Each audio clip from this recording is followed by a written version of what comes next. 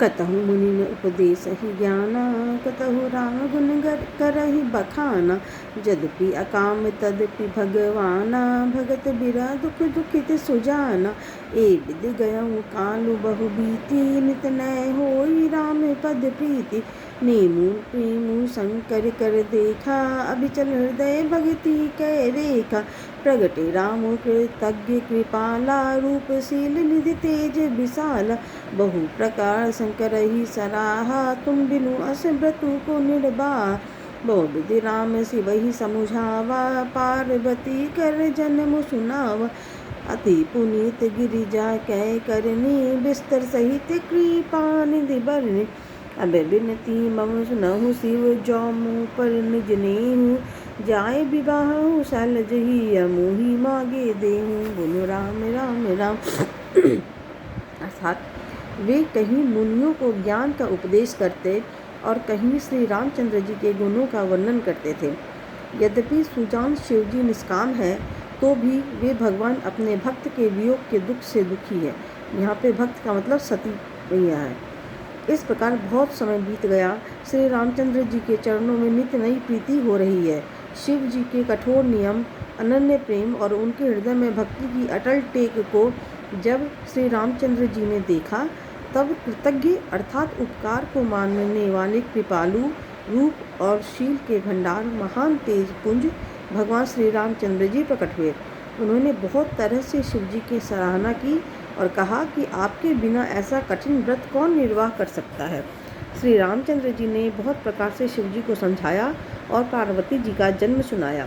कृपा निधान श्री रामचंद्र जी ने विस्तार पूर्वक पार्वती जी की अत्यंत पवित्र करनी का वर्णन किया।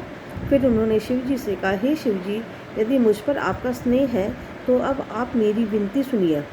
मुझे यह मांगे दीजिए कि आप जाकर पार्वती जी के साथ विवाह कर ले। अब आगे कैसे यद्यपि उचित अस नाही, नाथ बचन पुनि मेटी न जाहि। सिर धरि आय सुकरिय तुम्हारा, परम धर्म यह नाथ हमारा। मातु पिता गुरु प्रभु कै वाणी, बिनहि विचार करिय शुभ जानि।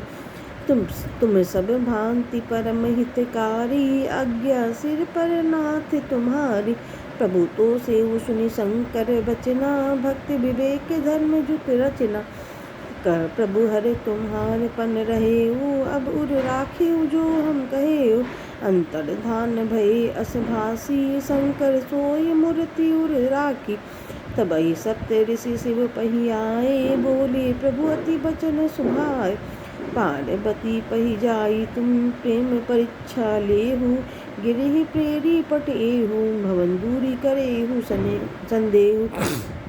बोलो राम राम राम, बोलो राम राम राम, बोलो राम राम राम, बोलो राम राम राम। अर्थात शिव जी ने कहा, यद्यपि ऐसा उचित नहीं है, परंतु स्वामी की बात भी मिटी नहीं जा सकती। हे नाथ, मेरा यही परम धर्म है कि मैं आपकी आज्ञा को सिर पर रखकर उसका पालन करूं। माता पिता गुरु और स्वामी की बात को बिना ही विचारे शुभ समझकर करना चाहिए। फिर आप तो सब प्रकार से मेरे परम हितकारी हैं। हे नाथ, आपकी आज्ञा मेरे सिर पर है। शिव जी की भक्ति ज्ञान और धर्म से युक्त वचन रचना सुनकर प्रभु रामचंद्र जी संतुष्ट हो गए। प्रभु ने कहा, हे हर, आपकी प्रतिज्ञा पूरी हो गई। अब हमने जो कहना है उसे हृदय में रखना। इस प्रकार कहकर श्री रामचंद्र जी अंतर्ध्यान हो गए। शिव जी ने उनकी वह मूर्ति अपने हृदय में रख ली। उसी समय सप्तऋषि शिव जी के पास आए। प्रभु महादेव जी ने उनसे अत्यंत सुहावने वचन कहे, आप लोग पार्वती के पास जाकर उनके प्रेम की परीक्षा लीजिए और हिमाचल कहकर उन्हें पार्वती को लिवा लाने के लिए भेजिए तथा पार्वती को घर भिजवाइए और उनके संदेह को दूर कीजिए।